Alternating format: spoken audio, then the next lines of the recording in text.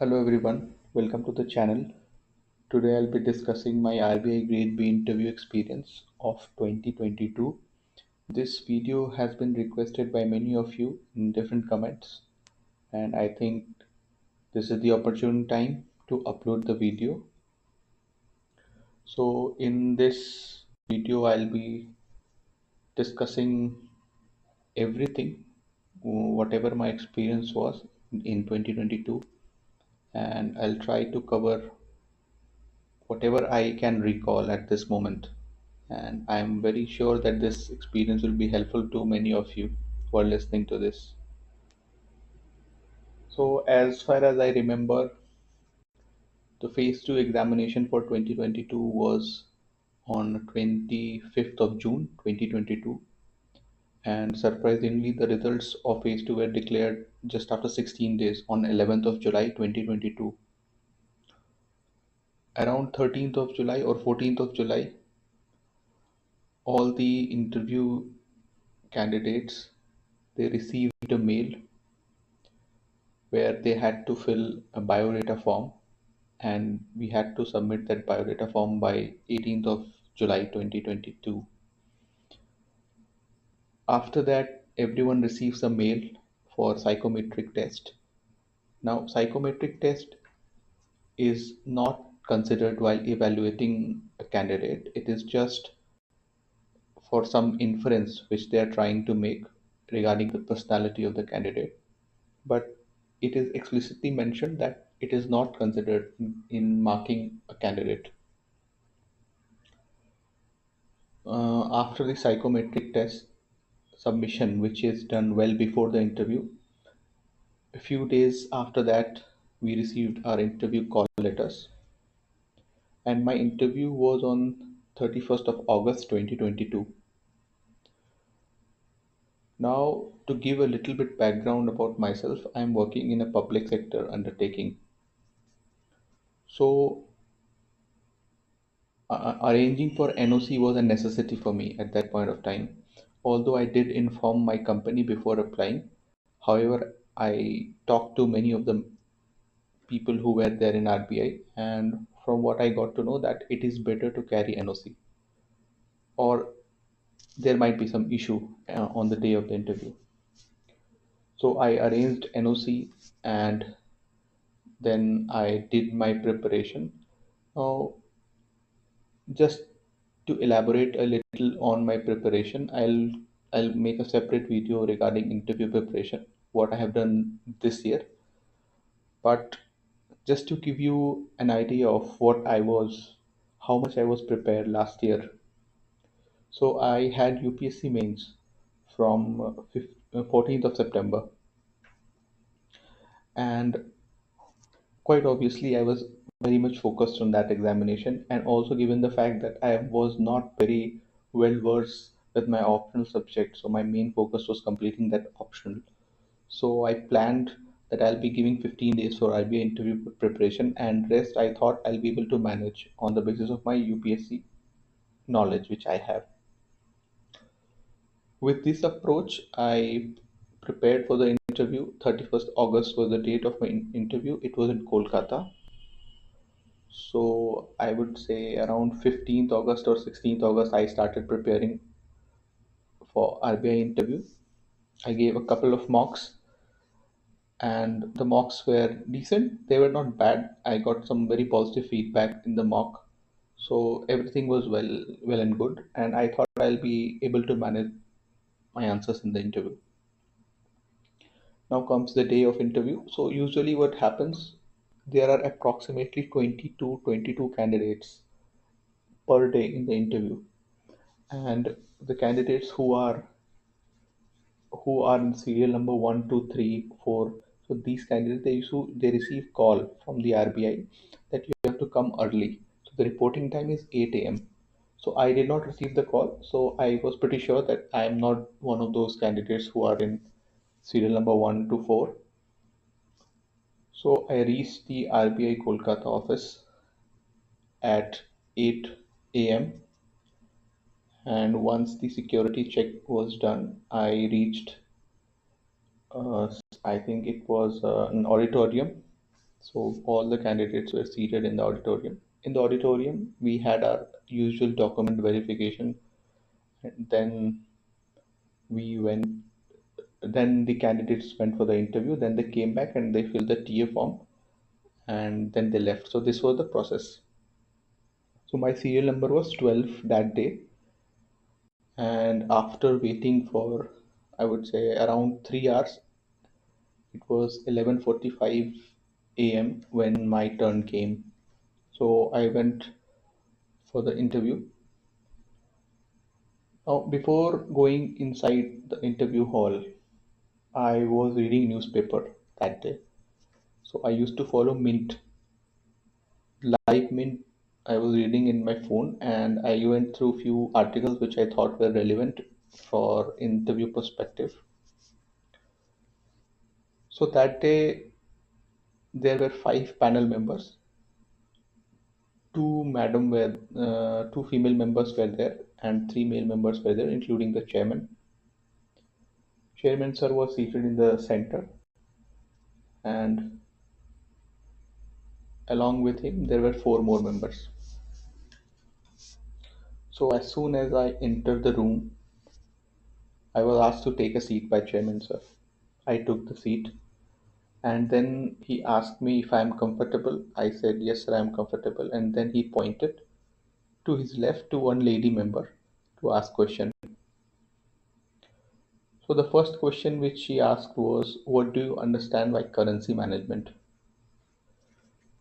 Now, to be honest, I did not explicitly read this definition anywhere. I had my general understanding regarding currency management, and somehow I took a pause of 5 seconds and I framed the answer, which was a decent answer. I told most of the functions like supplying the currency notes, taking back the soil notes, assessing the demand of notes, and ensuring its distribution. So I framed a decent answer and I answered her.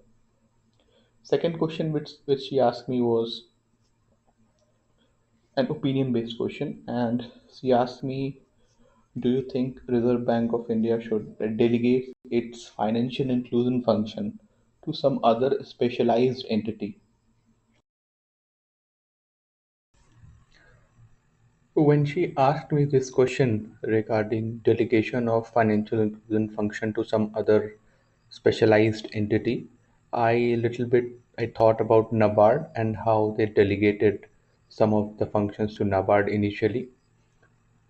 But while responding to this question, I think I could not form my answer in a very coherent manner. And the answer which I gave to her was not very convincing, in my opinion. I only gave her some reference to the fundamental rights and how financial inclusion is one of the sources of financial ensuring financial democracy, to which she did not seem convinced, and I thought I could have given a much better answer. Next question she asked me was about demonetization, where she asked me my opinion regarding whether it was successful or not and what were its objectives. While answering the question, although I did quote the data that most of the currency notes were again came into circulation, which was around 99.7% as per RBI report, but my answer was not to the point. In my answer, I digressed from the central point and I started to speak more on the digitalization and how demonetization was one of the turning points which led to increased digital economy in India. So these were all the questions which were asked by member one. After that, another ma'am, she asked questions from me. So first question she asked me was regarding ATMs. She asked me different types of ATMs. So I told her around about white label ATM, brown label ATM. So these were the two major categories which I was able to recall at that point of time. Then she asked me to define them. I obviously defined it, but I think Again, my answers were not very coherent because I had not brushed up all the basics before appearing for the interview, and I was trying to recall and speaking in that moment.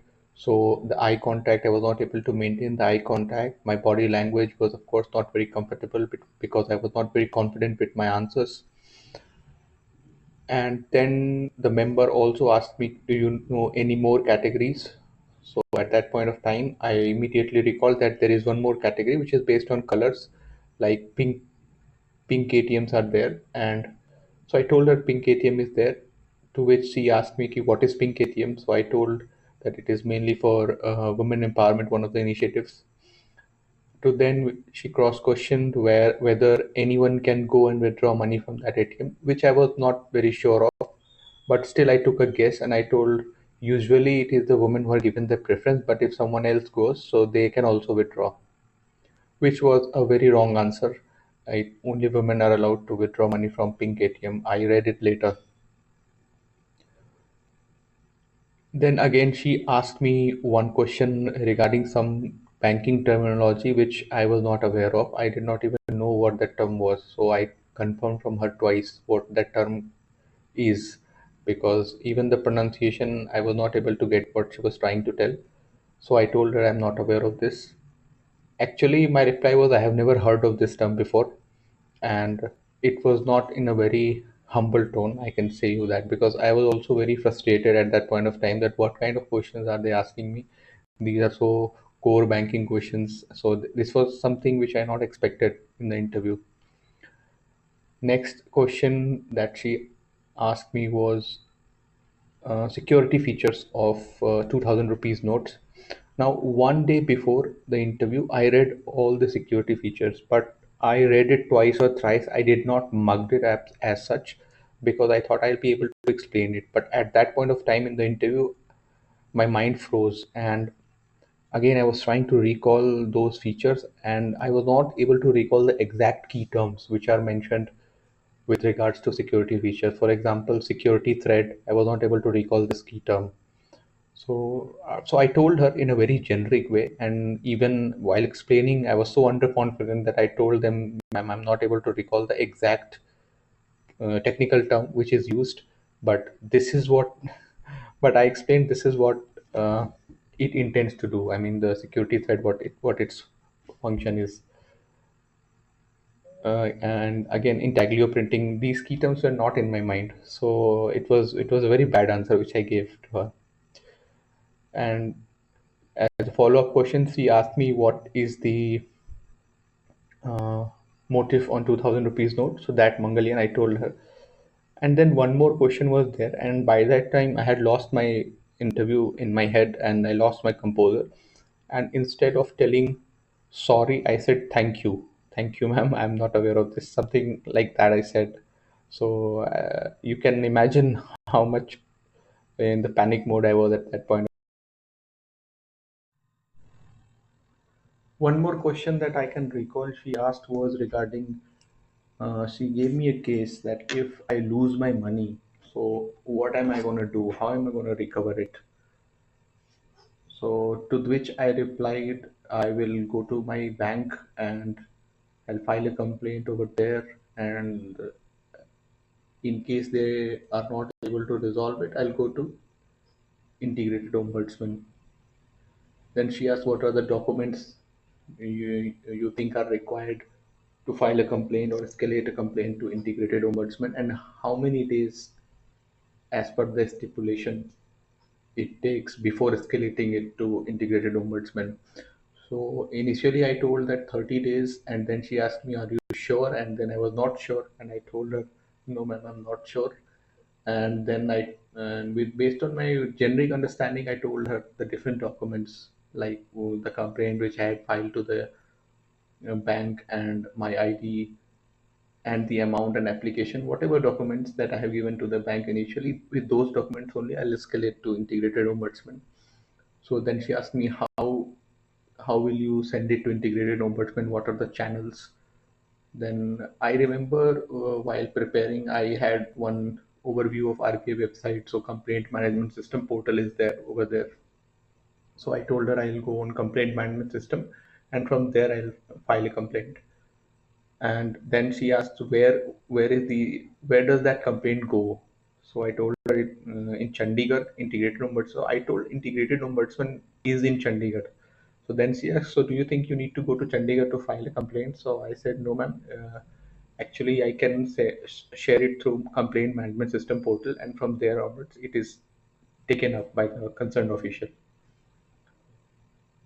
Now, all these answers which I gave, I was fumbling a lot. I was not very coherent. I was not very confident. So there were guesses and some generic understanding which I had. So it's a mix of everything. And that is all what she had to ask from me.